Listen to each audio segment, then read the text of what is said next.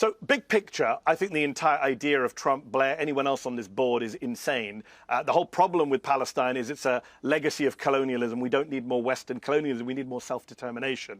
If you want to bring in local Arab countries, fine. Even that will be problematic. But really, it has to be led by people on the ground, not by outsiders. Donald Trump couldn't find Gaza on a map if his life depended on it. And Tony Blair, let me deal with Blair specifically. So, obviously, you and I opposed the Iraq war. It was a disaster. He lied. It wasn't just a mistake. It was a war crime.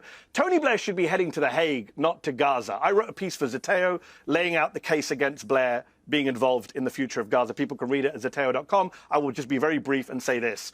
He has hundreds of thousands of Arabs' blood on his hands. The idea that you would go to Gaza, where Arabs are being killed for the last 2 years, and that Blair, of all people, has any credibility with the Palestinian people. I've not met a single Palestinian who views him as anything other than a war criminal. And even if you put Iraq to one side, you mentioned his Middle East envoy role for the quartet between 2007 and 2015. It was a complete failure. Everyone agrees it was a failure. Go back and read the Financial Times editorial the day he resigned. They said it was a complete failure. He got nothing done. He was seen as just a proxy for the Israelis. He would say whatever the Israelis wanted. And that leads me to my last point. You rightly raised Northern Ireland. The reason he succeeded with Mo Mowlam and Clinton and Jonathan Powell and others in Northern Ireland is because Britain ended up being a fair broker. Both sides could trust them. Of course, both sides had their criticisms, the Unionists and the Sinn Féin side especially. But ultimately, Britain was trying to bring that conflict to an end in a way that involved talking to everyone.